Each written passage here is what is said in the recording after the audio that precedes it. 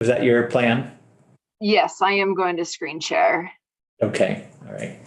So before we do that, let's just say hello. I'm David Durfee, and I live in Shaftesbury and represent Shaftesbury, Sunderland, and Glastonbury.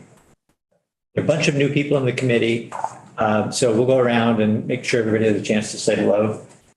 Rodney Graham, represent Orange 3, which is Williamstown and Chelsea. Yes, Laura Jedlipsky, Lamoille County 1, Stowe. I'm David Templeman. I represent Brownington, Barton, Orleans Village, and Westmore. Mike Rice, Bennington, Rutland District, Danby, Dorset, Landgrove, Mount Tabor, and Peru. Hi Laura, John O'Brien, represent Royalton and Tonbridge. Hi Laura, Heather Supernat. I represent Windsor 4, which are the towns of Byron, Pomfret, and Bridgewater. And then we have Representative Levitt. I think maybe I'm here. I'm zooming in.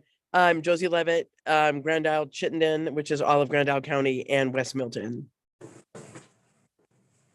And we've just been joined by one other committee member. Hello, I'm Esme Cole. I represent Windows 6, which is Hartford. So that's all we've got here. We've got Laura Rich, I should say, who I don't know if you've met her either, but she's our committee assistant. And Dan Smith is with us in the committee room. Hi Laura. Hi, Dan. And we'll turn it over to you. Great, thank you. Well, it's a pleasure to be with House Ag today, and I'm sorry it's taken this long for us to get this together, this long in the session, but because there are so many new members, I thought I'd just take a minute to introduce myself as well, so that you know who I am and the background that I am bringing to this conversation. So I currently am the Dairy Development and Innovation Lead at the Vermont Agency of Agriculture, Food and Market. It's a new role that I took late last year, and I've been with the agency for about 5.5 years. Prior to that, I led the team that did all of the marketing, market development, and business assistance grants and programs. Before that, I lived in Montana. My partner and I ran a small creamery, an ice cream creamery, and ran a diversified dairy and livestock farm. I did my master's degree at the University of Montana, where I focused on the state's dairy supply management system. They're the only supply managed state in the nation. And then I received a Fulbright to go to New Zealand to do a match study of their free market dairy system and how that impacts farmer decision making. So a little bit of experience on all the different parts of the dairy spectrum. And now with the Agency of Agriculture, all of my work focuses on dairy, both in Vermont and regionally, and to a degree at the national level. So I'm going to share my screen for you. And I believe you all have this presentation as well. We do, yeah. Okay, there we go. Can you see that okay? Yes. So I'm going to cover a few different topics today. I thought it would be helpful to go over the dairy margin coverage program, because that program is kind of complicated and may impact some of the decisions that you all are making. And then I thought I would go over just sort of like the state of organic dairy and why it is the way it is in Vermont and across the nation. Given all of the testimony you've heard about the organic dairy situation, and then a review of primarily the Northeast Dairy Business Innovation Center, which is a program that I lead, one of the programs that the agency runs, but it benefits Vermont and the Northeast region. So that's kind of an overview of where we are headed for the day. So starting with dairy margin coverage, this program is fairly new. It was authorized in the 2018 Farm Bill, and it replaced a previous margin protection program. For those of you who've been engaged in federal dairy insurance programs, there's been many iterations of what dairy margin or milk production insurance programs look like. Dairy margin coverage, or DMC, probably is the best program yet and has pretty broad support across the nation. And we would expect it to continue in the next Farm Bill. It's a voluntary program operated through the Farm Service Agency. And the program specifics are that it is an insurance program that provides payments when the difference between the all milk price and the average feed price falls below a certain dollar amount. So that's where the margin comes in. So the difference between the two prices is the margin that the farmer is selecting and opting into coverage for. And the all milk price, that's a national price that's used. So it's the average price per hundredweight of milk by cow dairy farms only for all milk sent to plants and dealers in the US. And then the average feed price is the price of average across the nation, again, of a pretty basic prepared dairy feed based on the current prices for corn, soybeans, and alfalfa. So it's production approach neutral. It's essentially saying this is the price across the US for milk. This is the price across the US for a prepared dairy feed. If the difference between the two falls below a certain amount, that's the margin that the farmer is selecting coverage for. So DMC enrollment works via the Farm Service Agency. They decide first how they're going to pay for the premium. Farmers can pay for it in full with a check or other payment, or via milk check deduction. So that comes out over the course of a few months. And then the sign-up process includes selecting coverage levels. So the 950 rate is the highest, and that's what basically everybody across the entire industry recommends, which says that if the difference between the all milk price and the feed price is anywhere from $9.50 or lower, you'd get covered for it. So it covers the broadest range of potential price spread. Then the premium's calculated. It's 15 cents per hundredweight at that $9.50 coverage level. And then you have to identify your covered milk volume. And the really interesting thing about this program, I think, is that it's an average of production years from almost a decade ago or more. So the production years in 2011 to 2013. Most farms have increased their production since then. So a lot of people actually purchase supplemental coverage. It also only covers the first 5 million pounds of production, which is about 220 cows. So most farms in Vermont milk fewer than that number of cows, but most farms across the nation do not. So that's something where there's supplemental coverage and there's discussions to increase that base production level up to 10 million pounds. And then if you are a farm that's come on since 2013, you have a couple different options to determine your production history. And then you select a coverage percentage. So how much of your volume do you want covered, from 5% at a minimum up to 95% at a maximum. There's no organic version of DMC, but organic farmers can enroll in it. So there's nothing preventing organic farmers from enrolling, but there's no organic version that's taking the organic pay price and the organic feed price to create like the organic margin levels. So if an organic farmer signs up for it, they're paid the exact same way that a conventional farmer is. It's totally based on their production levels and coverage volume. Laura, I just want to pause. We've got a couple of questions. Representative Cole. Oh, if we go back to that last slide, myself not being in the dairy industry, I'm curious why someone would choose to have less volume enrolled versus more. That's a great question. I would say most people that I know of or who have enrolled choose to enroll all of their milk. There's a variety of different programs that people can use to cover their production. So if somebody was producing, say, 20 million pounds of milk a year, this program would only cover the first 5 million pounds at the full rate. And then they may have, they can hedge their milk price. So they're like betting on what the futures market's going to look like. They may have other indemnity payments for their milk. And so I think that just allows for some flexibility based on the particular farm. Okay, thank you. It's 95% is the most, so you can't get full coverage. That's correct. You're I'm not exactly sure why that is, but you are not able to cover 100% of your milk volume. Laura, can you just give us a sense across the country how much variability there is in pricing and in feed costs? So just going back to the fact that they're national averages, are there big regional differences that make it harder for people in one part of the country, like Vermont, to justify? Perhaps. Right. So I'd say in other parts of the country, farms tend to be larger and there's more opportunity for cropping or field crops. So other parts of the country grow significantly more corn and soybeans and dairy quality alfalfa.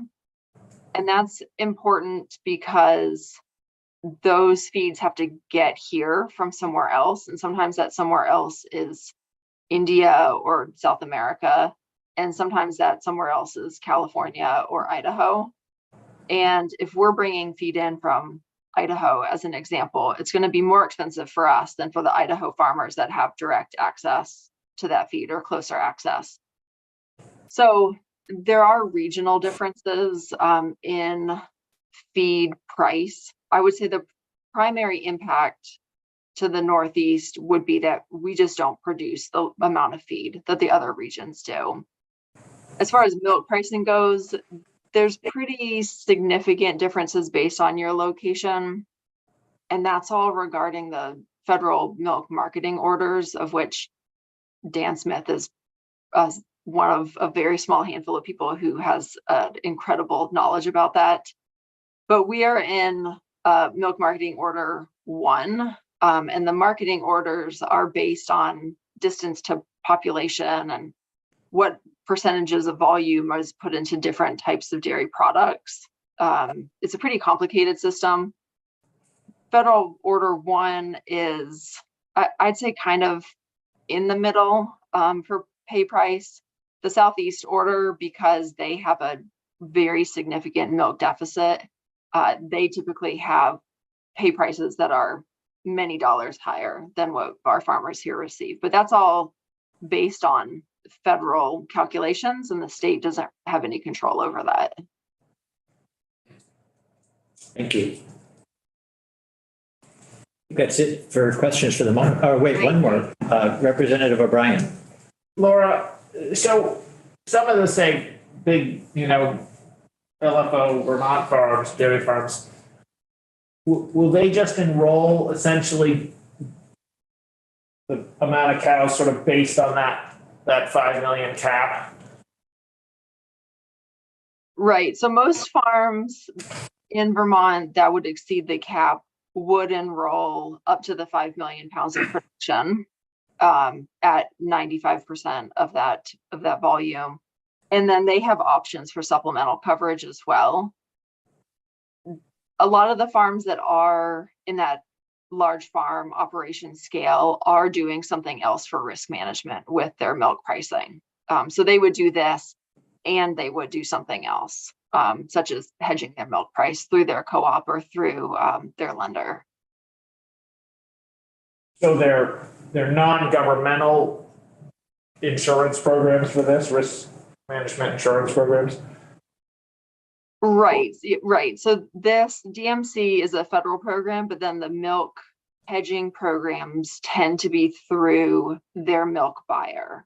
So a lot of those are operated by the co-ops, like DFA, for example, has a milk hedging program that their producers, regardless of scale, can opt into. For those that are smaller, it doesn't always make a lot of sense because those programs tend to be very complicated and don't always have the payback that would really benefit a small farm. And those, like a DFA program, is it similar in sort of structure? They have this cap for the most they'll pay out, or caps on production, or? That's a great question. I am not an expert in how milk hedging works. So what I do know about hedging is that you are sort of placing a bet that the milk price will be a certain level in the future. And that payment works sometimes for your benefit and sometimes not.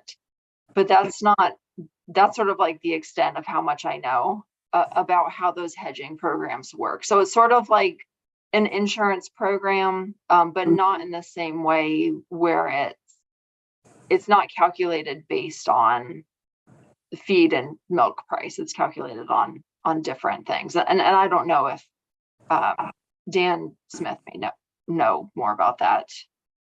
And there's farmers in Vermont who do participate in both milk and feed price hedging programs through their co-op or through whoever they purchase their feed from.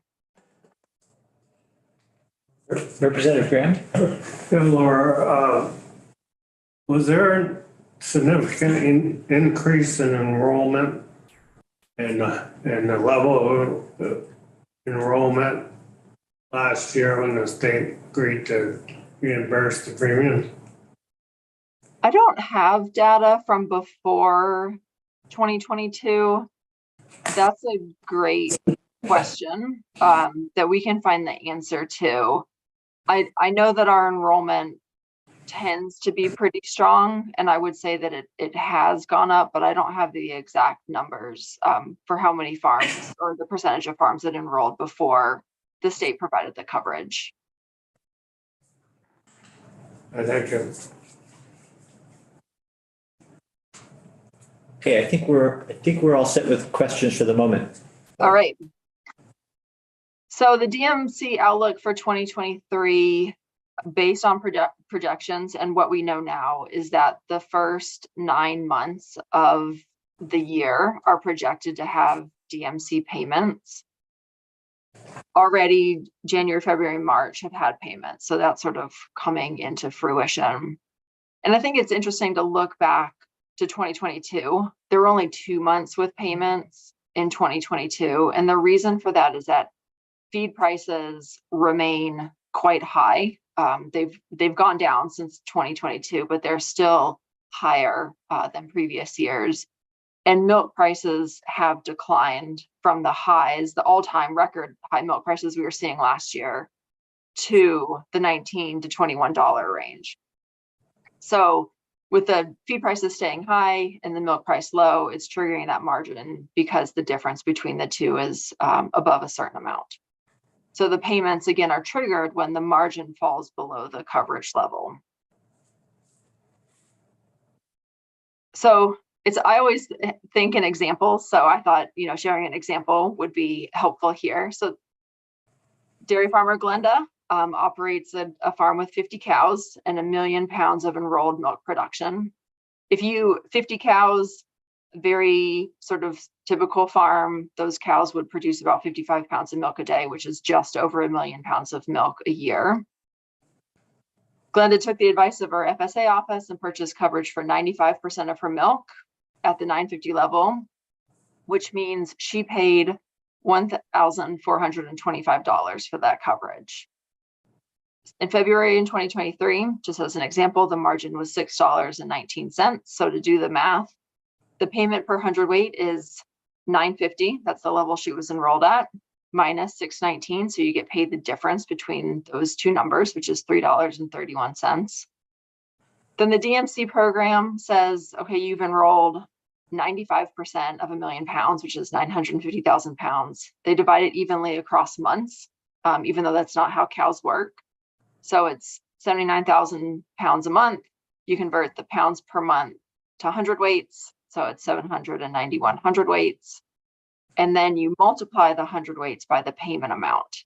So February, it was $3.31 times 791 hundredweights. Her payment was $2,623. So you can see in 1 month right there, the payment back exceeds the coverage rate. In Vermont, we are paying for that premium, which is one of the best ways to ensure that farmers are getting access to this risk management program and then getting full benefit when the DMC payments are triggered. And then this might be a little bit hard to see, but I just wanted to share this. This is from the University of Wisconsin Dairy Markets DMC assessment tool. And this is an interactive tool. It's the best way to kind of see what's going to happen with DMC. So you can see that January, February, and March, those are actual margins in the left-hand side. And this is using the same numbers from the example that I just went through. So you can see if the DMC payments proceed as they're expected to throughout the rest of the year, the farmer who enrolled at £1 million at the highest coverage levels could expect to see $20,000 roughly in DMC payments for the year. So it's not an insubstantial program.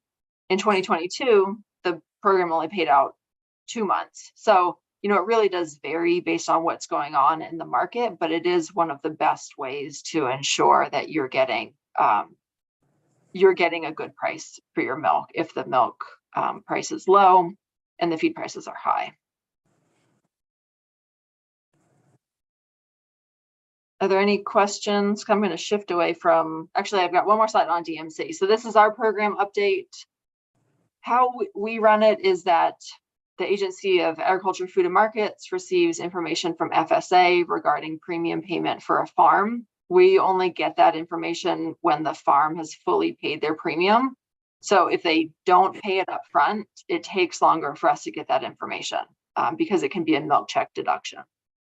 When we get that confirmation that it's been paid, then we send the farmer paperwork to fill out to get their reimbursement. Then we pay them. And as of this week, we have expended all of the funds that were appropriated previously. And the gap in funds available to funds requested is about $415,000, and that is in our budget request for the year. If we were going to extend this program for 2024 and 2025, we would estimate that we would need about $1.6 million per year to cover premium reimbursements. Now, of course, that dollar figure is 100% dependent on the number of farms that enroll and the volume of milk that those farms are both producing and covering. But that's a pretty solid estimate based on what we've seen for enrollments and farm numbers so far. Representative Templeman. Could you go back to the last slide? Thank you very much. So I guess I'm picking up here something I didn't realize at the beginning. The premium is monthly, not annual. The premium is paid once. So the farmers have to enroll between, I believe it's October and January for the year following. So it's on an annual calendar. For 2023, farmers had to enroll by January 31st of 23, and then they're covered by the calendar year. And then the payments are calculated by month. Okay, so the payment is one time. The premium is one time. The payments are 12. That's correct. Every month that there's a calculated margin difference, you would receive a payment. So they just announced the March payment on Monday. So it takes about a month lag, which is how dairy markets work. So farmers just found out the exact margin for March and what their payment would be. And I'm sorry, then you moved on to the next slide. The difference that the program doesn't cover is taken from the general fund. So right now, the gap of $415,000 is in the request. We've met with Senate Ag regarding that additional funding, and that is just to cover people who signed up for calendar year 2023, not anything moving forward. And I actually don't know if it's coming out of the general fund. I think it is, but I can get back to you about that. And I'm sorry, I don't know that. Thank you. I think the answer is yes, but it's a qualified yes. And just to be clear, the money, so that 415,000, as it reads on Laura's slide, it's requested in the budget that is working its way through the committee process right now. That shortfall is going to be either not covered and then farmers will have to pay it themselves, or we will provide it. Representative Graham? I think we added more money in the BAA budget to cover this.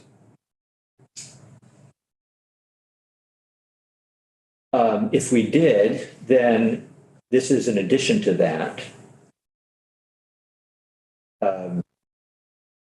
I'm pretty certain that the Senate's version of the budget has a request, and I'm not sure the dollar amount. It's that amount. It's that amount. Okay. It's in some budget. Okay, Representative O'Brien. Laura, so the way it works is farms have to pay for the premium, then get reimbursed by AAFM, That's correct. and then their DMC checks, if there's money there, comes from FSA or USDA. Right, that's correct. We don't have anything to do with the DMC payment as it's triggered. Are we the only state that does this? I think so.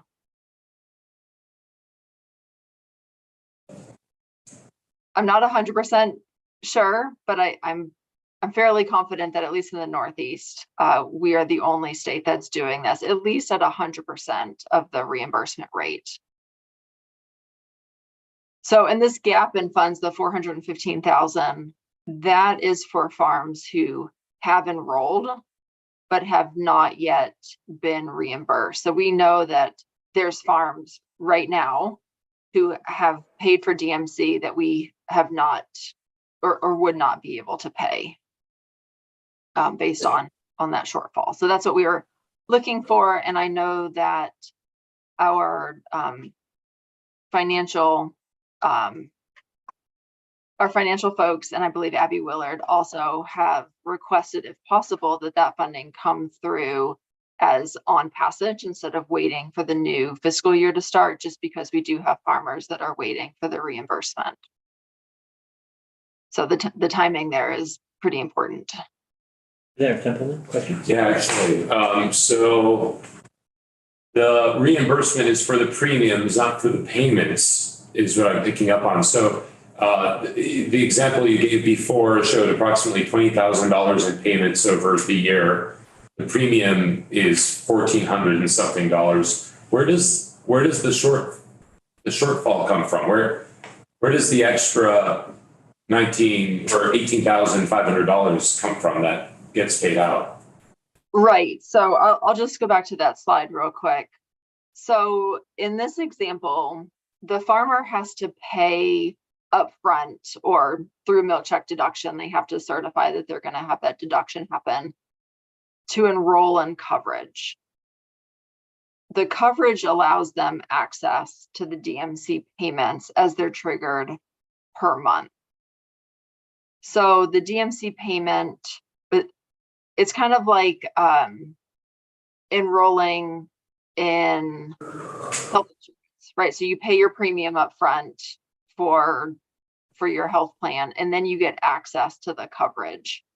And so in this case, because the milk prices are so low and the feed prices are so high, the DMC payments are being triggered because this farmer has enrolled in coverage, paying the $1,425. If milk prices were still high, like last year, there wouldn't be a DMC payment. So there would be no benefit to the farmer. Essentially, they would be out the premium payment. This year, because prices are not great and the outlook is not looking very good either, farmers are going to be getting those monthly DMC margin coverage payments. So the premium and the payments are not, they're not conjoined. They're two separate things. So what I hear you saying is that the premium goes into a pot that the payments are drawn from? I don't know what the federal government does with the premium payments. They don't come to us. So we're just reimbursing people for their premium payments with the funding that the state has given us access to. So it's not like a typical insurance program where the money that you put in is what the program is funded on. I'm not sure where the money comes from the federal government. Wow, It's okay. a farm bill program, so it'd be coming from the whatever payment structure the farm bill is authorizing. Got it. Okay, thank you. I think when we had, last week, when we had Dan and John Rogers, was it, from the USDA, we heard that the premiums don't pay for the program, that they're paying out a lot more than they take in. It's not self-funding. Yeah. Maybe when Dan comes up, we can get a refresher on that. Great. John Roberts. That's right. John Roberts. So just to review here, and I think, were you all set, Dave? Okay. Yeah. So you were on the last slide related to DMC, I think, Laura, and I don't know if there were any other questions about this. One question I had was just about the order in which the Vermont funds had been distributed. Is it essentially based on when people submitted a request or whatever they did to apply for the insurance reimbursement? Correct. Premium. It's a first come, first serve based on when we receive notification from FSA that their premium has been fully paid. So if people signed up in October of 2022 and started making payments and they were done by February, or if they paid in full, and then when we sent them paperwork, they sent it back quickly, they would have been reimbursed ahead of people who maybe have been holding on to their paperwork for weeks to months in some cases before they submit it to us. Okay. Representative O'Brien. Laura, just as an exercise, it would be interesting if you took Farmer Glenda and plugged in the organic numbers. So if Farmer Glenda signed up for DMC, right, she would still, and she was organic dairy, 50 cows, she would still get that 20,000. And yet the real margin in her organic world, right, would be, way bigger margins, right? I mean, as far as it could even be negative, right? It's costing more to make the milk than she's getting in that all milk price. Right. And it is important to remember that the margin is calculated on one expense, which is the average feed cost, and that's not the cost of production across the entire farm. So many farms in Vermont are producing milk at a loss, whether they're conventional or organic.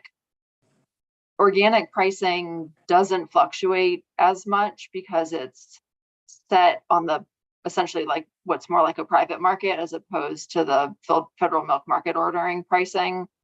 And so where they have been harmed more significantly is the really extended escalation of their feed pricing. So that and the inability for their processors to raise the milk price. So that was definitely a perfect storm of events that's impacted organic. You could do that, and I've talked to a professor at Cornell about, could you kind of forecast or look back to say, what would it have been if there had been an organic DMC, and what would that look like? Those numbers are a little bit harder to come by because we don't have regional, there's less robust data available for organic. So you could kind of estimate where it would be at. I think the good thing is that organic producers do benefit from this program. And typically the conventional market is the one that's much more unstable. And so there's a greater likelihood for payments in a conventional DMC than an organic DMC. Okay, I think that's it for questions. Do you Okay. want to move on? So I just wanted to spend a couple minutes with a dairy data update for you. So this is based on numbers through March. And this is the dairy data update that the agency used to put out, and now University of Vermont is sending that out every month. So you can see that there has been, again, a decline in farm numbers, overall farm numbers. I did have a conversation with E.B. Flory, who's the dairy section lead, yesterday, and what she's seeing is actually a growth in the number of goat and sheep dairy farms. So the small ruminant category is seeing some growth.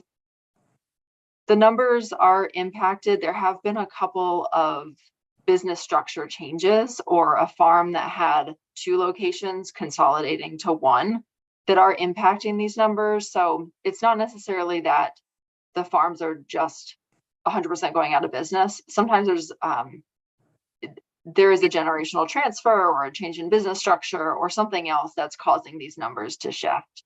And we will have the April numbers in about a week. So we can keep you updated there, but these are numbers that go out every month. And Sorry, one question. Yeah, I'm sorry, does that number, or do these numbers include organic? they do, this is all farms, Thank you. all cow dairy farms in the table. And then we report out goat and sheep dairy farms separately.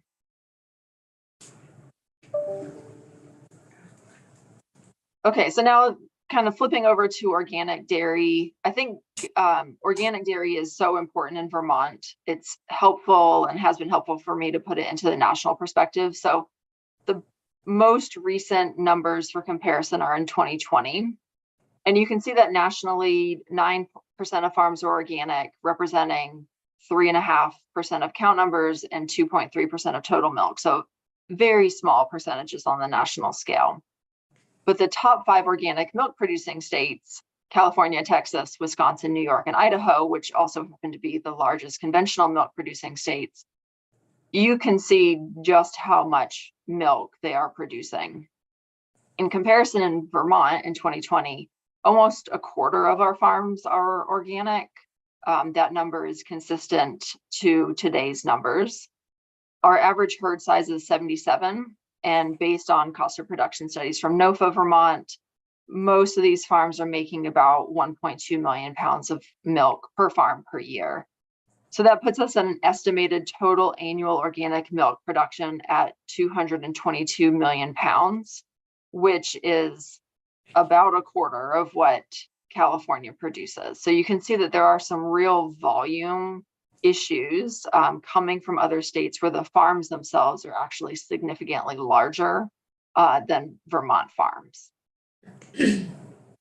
And then this is a map from 2005, which is showing that early emergence of really large organic farms in the West. So you can see on the 2 pie charts there, the farms are on the left, the cows are on the right. In the West at that point in time, organic farms were only 7% of the farms, but 31% of the number of cows. Where in the Northeast, we had 44% of the organic farms, but only 29% of the cows. So an inverted ratio there. What has changed since then is that Texas has really come on the scene, and Colorado, and those states are producing just hundreds of millions of pounds of certified organic milk, whether or not our certifiers would consider them organic or not is something that the USDA is being pressured on right now. But what that is doing is really putting a lot of pressure on the organic milk market, just because of the volume and the reduced cost of production in the Western states. And just because the other states are white doesn't mean that there's not organic farms there. It just means that they were not producing a meaningful amount at this point in time. All right, so now shifting into my final set of slides. These are dairy, I wanted to go over the dairy support programs at the Agency of Agriculture. And I'm again going to focus on the Northeast Dairy Business Innovation Center because you all have received testimony about all of the other programs that we have. And the Northeast Dairy Business Innovation Center is one of the largest grants that we have.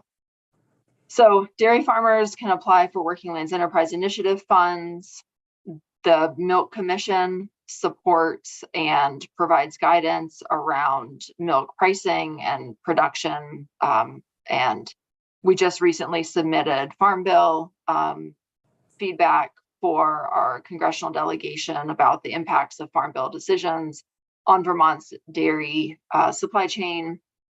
The Vermont Dairy Promotion Council is managed at the Agency of Agriculture, and this is the checkoff funding that all farmers are required to pay into.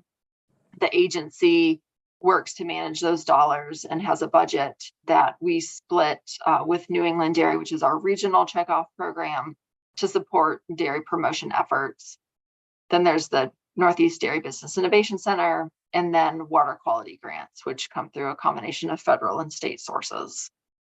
There's a number of other things we do here, but these are, I would say, the major programs that we run. For example, like DMC repayment could have been on this list as well as the regulatory support that our farmers and processors get. So the Dairy Business Innovation Center, this is a USDA funded regional center. We're one of 4 in the nation. The other 3 are all at universities. They're based at the University of Wisconsin, University of Tennessee, and University of California at Fresno. We represent the Northeast region, 11 states, and that was when we competitively applied in 2019, we were opting to represent just New England, so just the six states of New England. But when we were made aware that we'd be receiving additional funding, we wanted to make sure to be able to represent the region, which is Pennsylvania and Maryland in the south, including Delaware, all the way up to Maine in the north. So New York is one of the top 5 dairy producing states, or maybe 6 now. So they do have many more farms than we do, but the dairy economy in this region is so reliant on cross-border, both production, processing, and consumption, that it made sense for us to represent the region. To date, we've received $38.7 million in funds, and we're slated to receive our fifth and final round of appropriations this year. So we are essentially funded through 2026. As a Farm Bill program, we're kind of eagerly anticipating what the 2023 Farm Bill will do to the Dairy Innovation Center programs. And then we are required by USDA to put out 50% of the funds at a minimum as grants to dairy businesses, whether that's producers or processors or technical assistants. And then the other 50% we can do whatever with. We opt to put as much money out as we can in grants and technical assistance because we know that's where the real need is. And we average about 80% of our funds going out as grants to the dairy economy. And then since 2019, we've made 197 awards totaling $11 million. We really didn't get started until 2021 because of COVID in 2020 and the real refocusing on getting out the COVID assistance grants. So it's been about 2 years that we've been in full operation, and we're now fully staffed up with myself and then 5 full-time program staff to do these awards. In Vermont, businesses have received 89 awards totaling about $5 million to date. I did want to I've got 3 project spotlights. We have hundreds of grants, as you saw, across kind of dozens of different focus areas. So if you are interested, I'd be happy to come back and do just a Dairy Innovation Center focused conversation because we are doing a lot of really different and interesting things. But I picked out 3 projects that we've funded quite a bit of money towards that are having a real impact. So the first is marketing and branding grants. And what we found in an earlier study that was actually commissioned by the legislature was, and that study was released in February of 2020. There was a joint hearing on revitalization of the Vermont dairy economy, essentially. And the contractor that did that study found that increased marketing and branding, particularly of Vermont businesses, was needed because we're competing in a crowded marketplace. So we took that recommendation and turned it into marketing and branding grants that businesses can use to work with a professional firm on their brand strategy, because that's something that most really small creameries, which is what many or almost all of Vermont creameries are, they don't have the time or the funding to support a professional in that role. So we've run this grant program twice. We funded 23 grants. We have 5 Vermont grantees that you can see there: Bridgman Hill, which bottles milk under the Oak Knoll brand, Nothing But Curd, Lulu, Artisan Ice Cream, Plowgate Creamery, and then Von Trapp Farmstead. So this example here with Oak Knoll, you can see they purchased Oak Knoll, which was based out of Windsor, and started bottling the milk under the old brand. They were seeing their sales kind of slipping and needed to do a brand refresh. And what you see on the bottom right side is the results of the brand refresh as a result of this grant. They have had incredible sales success, and consumer reactions are really positive. So we have 2 quotes here from grantees. You can see one saying that in 2020, they did 17.6 thousand in online sales. And in 2021, with a grant focused on improving their online sales platform, they did $40,000 worth of sales, and they've increased their customer visits by 69%.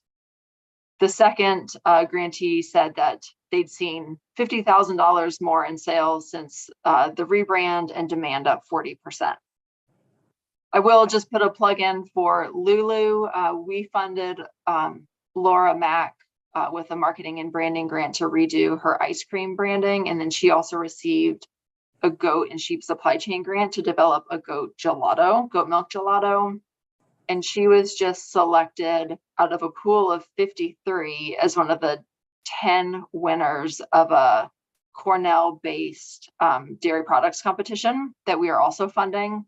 And so she's getting additional technical assistance and award fund and business development for her goat milk gelato, and will compete to be one of the top 3 finalists to receive even more sort of launch support services. So what we're seeing is that these grants are helping to launch businesses into spaces where they otherwise wouldn't be competitive. The next one is a packaging innovation grant. This is Louisa Conrad and Lucas Farrell of Big Picture Farm. They make goat milk caramels. And sometimes when we're giving people grants, we like to tell them by video call, just because it's really exciting to tell people that they're getting tens or hundreds of thousands of dollars, depending on the grant. And this was on packaging innovation. So what we see and what we're really focused on at the center is that the Northeast is never going to compete based on price or cost of production. So we have to compete on being special and different and responsive to consumer demands. And one of the things we see in the consumer demand space is the need for packaging innovation. So we put $1 million out for packaging innovation. We made 5 awards to Cabot, Big Picture, Jasper Hill, Stonyfield, and Vermont Creamery for projects all focused on the reduction of virgin plastic in their packaging lines. Those projects are all underway. Cabot's doing trial runs of new plastic film. Stonyfield Farms is revising their Yo Baby yogurt pouch to be recyclable. And in this case, Big Picture Farm is doing a whole packaging line revamp for their caramels, their boxes, the filler that goes in the box, the labels on the box. So it's pretty incredible work that these businesses are doing. And we are requiring an educational or information sharing component, so they can't develop technologies that would be trademarked or secret processes. They have to be willing to share them. Because we are really hoping that there can be broader scale adoption, particularly on the plastic film projects, since that's how all cheeses pretty much are shipped across the US. It also makes us more competitive internationally because the EU in particular, and in some cases Canada, are requiring plastic film on food products to be compostable or recyclable by 2025. And right now, we don't have any US companies that can compete in that space. All right, and the final project spotlight is our dairy farmer technical assistance cohorts. This is one of our cornerstone projects where we provide contracts to technical assistance providers to provide cohort-based technical assistance, which means that they identify a group of farmers. It's between 5 and about 45. And those groups of farmers work together between 18 and 24 months on receiving technical assistance. We have about 150 farmers participating across the region in the number of contracts that you see there. So we have some in Vermont, Pennsylvania, and New York, Maine, Massachusetts, New Hampshire. And these are really focused on developing farmer to farmer relations. So because we know that farmers learn best from their peers, and increasing accessibility to knowledge about farm production strategies. So we have some focused on grazing and forage, others focused on manure management and agroforestry. So it really spans the spectrum of farm production. And you can see one of the very first, actually the very first cohort, Scott Cleveland, who's over in Rutland or South Addison, he participated in a UVM cohort with Cheryl Cesario. In his first year receiving this technical assistance, he saved $34,000 in feed costs because he was getting assistance in increasing his grazing effectiveness and strategy, and just really pleased with the program. And then these farmers have priority access to some of the farm funding that we put out as well. And so we just closed a round of almost $1 million on farm innovation projects. And we have 13 cohort participants that are receiving funds to implement the projects that they've been learning about or working on as part of their cohort participation. Those projects, again, span the range from increased forage production or more effective forage production to cow management utilizing like collar wearable technologies, to things like thinking about better ways to manage waste and water quality on their farm. So really a lot of opportunity there. And that's it for my slides. I'm happy to take any other questions if you have them. Thank you, Laura. And the spotlights that you just went through, these are all the Northeast Innovation Center. That's correct. Yeah. Good. We have a question, Representative O'Brien. Laura, at the Innovation Center, how does it work when you're trying to coordinate sort of the rising tide for Northeast dairy? Do you ever find there tensions with if we help New York and Pennsylvania, it's going to hurt Vermont and Maine dairy, for example, just because of scale or markets, et cetera? Right, that's a great question. And I would say that prior to the Horizon market exit, there was maybe a little bit more of that competitive feeling across the states. Since the Horizon exit has happened and we convened a task force that provided recommendations to USDA, what we have seen and what's become really apparent is that at least for New England, and I would say metro markets on the Atlantic seaboard, we are very reliant on each other. And what farmers learn in Maine translates to farmers in Vermont. We've got great technical assistance providers. There's a lot of information sharing happening. And much of the milk moves around for processing, and then most of the milk moves out of this region for consumption.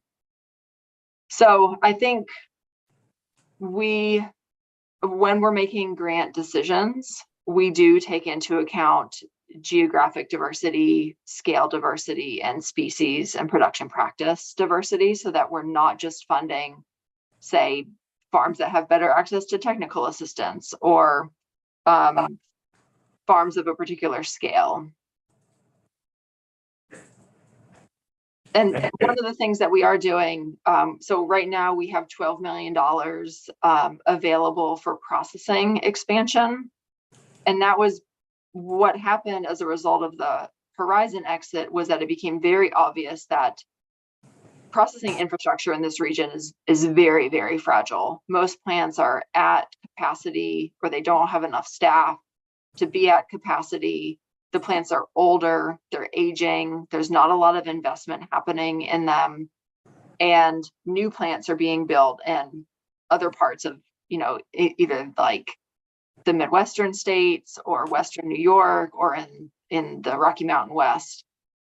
And if we are going to have a vibrant and resilient dairy farm community, we need resilient dairy processing. And so we are putting a lot of money into processing projects because we know that that is an area of weakness for this region.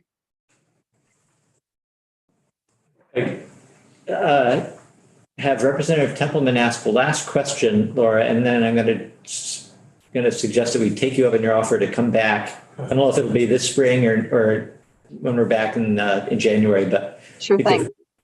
Yeah. I'm just curious what you mean by resilient milk processing. What does resilient mean in this in this statement? Right. So when we think about processing resiliency, we would like to invest in expanding production lines of currently produced products so that more milk from this region can be processed into products that our regional consumers are going to be eating. Based on the pandemic and what happened with supply chains, it's become increasingly clear that we can't rely on a food system that's bringing in stuff from the West Coast. And so we need to make sure that our processing plants are maintained in a way that their milk silos are functioning effectively. They can process all of the milk that they need to receive. There's examples of processing plants across the region that won't receive milk after a certain time, or they have to turn trucks away because they don't have enough storage capacity for what's being produced right now. And whenever we're turning milk away, it reduces the value of that milk, which impacts the pay price for the farmers. And so we want to make sure that we have a high value home for the milk that's produced in this region so that the farmers can get top dollar for what they're producing. And also, just if a plant does go down, so what triggered one of the triggers for the Horizon exit was a closure of a plant in Massachusetts where the Horizon milk was co-packed into the sort of like standard square cartons that you see organic milk in. When that plant closed, they had to truck their milk either to Buffalo or to Virginia for processing because there's no additional capacity in this region to absorb that production. And so their response was, because the hauling was costing so much and impacting milk quality, their response was to release the contracts of those farmers. So we are very reliant on like a healthy processing ecosystem for our farm livelihoods. All right. Thank you very much, Laura.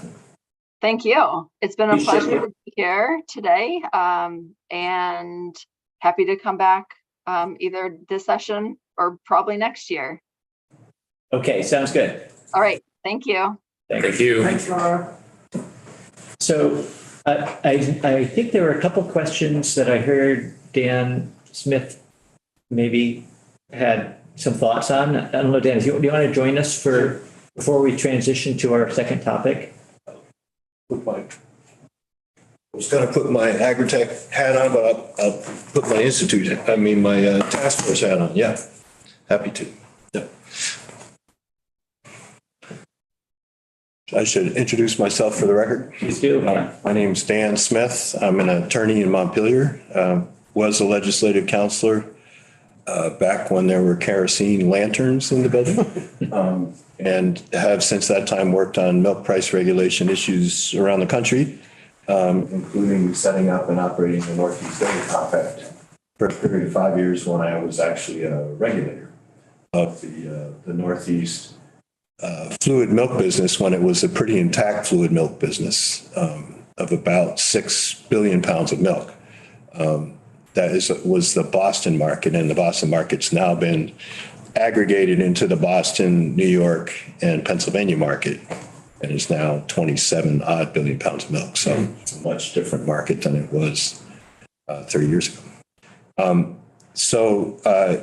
I have co-chaired the task force to revitalize the Vermont dairy industry with Senator Starr for basically the past 3 years. And I would say the number one recommendation that the task force made was for the state to pick up the premiums for the DMC program. At the way the program works, Laura did a great job explaining. It's the milk price and the feed price. And so given what happens, it may or may not pay. We talked the last time I was here, basically the federal government is insuring against its regulatory programs, what it amounts to, the variability in the federal regulatory program. So the idea behind the state picking up the premiums was to tell dairy farmers, you have to make a projection. She put that tool up that farmers in some period well in advance have to make a calculation of where the milk price is going to go.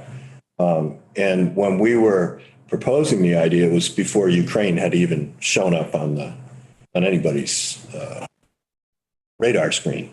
What the state said, we will take the uncertainty out for you of making that decision about whether to pay the premiums, because most farmers were saying, we look at the milk to feed price for next year, it looks like the margin's going to be pretty good. No reason to risk the 15 cents a hundredweight. So the state said, we'll just take that out of your calculation. And the net result was last year it only paid 2 months, but that paid off what the state paid. And it allowed farmers to insure for that complete variability. This year it's going to pay a lot of money. So giving that opportunity to farmers, I think is a good one. I had 2 thoughts here, and one of which I put my legislative counsel hat back on, see what you think. The question of what other states have been involved, there's actually 2 that preceded us, Virginia and Maryland. So there's really 3 states that have gone out and said, we will provide this capability for dairy farms. I would suggest there would be a real benefit for the 3 states to get together and notify Congress that the states have taken this action. So putting my legislative counsel hat on, I know we got 10 days, but I think it'd be worth seeing if we could do a resolution out of the legislature to the delegation. You know, Laura made the point that Milk Commission has provided recommendation. Now, I'm sure in there is a recommendation that the Congress reauthorize the DMC program this year. Farm Bill's up this year. DMC is a line item in the Farm Bill. And for the legislature to say, you know, we've spent essentially $3 million backstopping the federal program. And you know, we really encourage that the federal government reauthorize DMC. If it's going to pay $3 a hundredweight, that pretty much plugs the loss on a lot of farms between what the market and the federal order program is paying. DMC is plugging that loss, and it's doing it on a smaller scale, so the cost of the federal government is limited. So there's a lot of pluses to the program, which is why, as Laura said, it's really worked quite well. And I have to say, Senator Leahy had a lot to do with reconfiguring the program and aiming it towards those smaller scale operations, and he's gone. So there's a lot that could be put into this resolution that would, I think, highlight the importance of Congress reauthorizing the Farm Bill. So just a thought. I'm happy to talk and work with anybody on that might be interested. I'd just like to clarify one thing on that point. Laura said that it covers up to 5 million pounds, and that's true, but there is actually also a second tier of coverage. So a Vermont dairy farm that produces 15 million pounds of milk instead of 5 million pounds will be able to cover to the 950 level up to 5 million pounds, and then can also cover for that additional 10 million pounds you can't gain that high premium coverage of 950. And I can't remember what amount less than that you can cover, but it's kind of a catastrophic deal for that second level. And that's really what keeps the cost down to the federal government. And that's what Senator Leahy accomplished. So I'm happy to answer questions about DMC. Just wondering if there was ever a conversation as you're coming up with the recommendation for the state to pick up the premium cost, Yeah.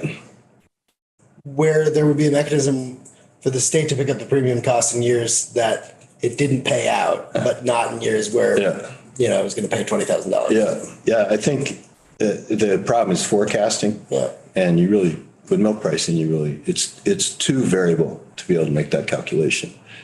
So you mean to save, for this year, there is in some sense no need for the state to step in because, we discussed that and, you just don't know what's going to happen from year to year.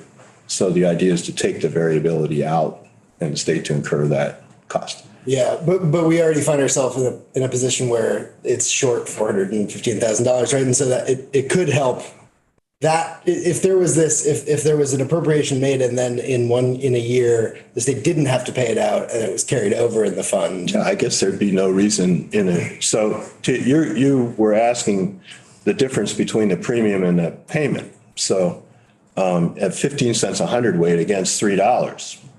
So I suppose you could say over a certain amount, you could deduct the cost of the premium out of the payment and rebate the state. No reason you couldn't do that.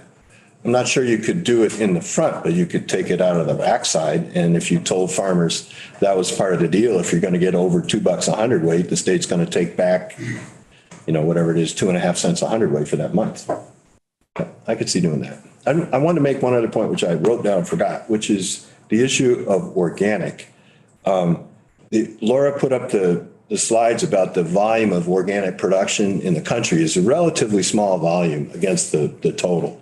So to carve out a separate, to your point, John, if you did a milk price to feed analysis in organic, to your point, it's going to be way different. And the state is going to pick up $5 a hundredweight this year.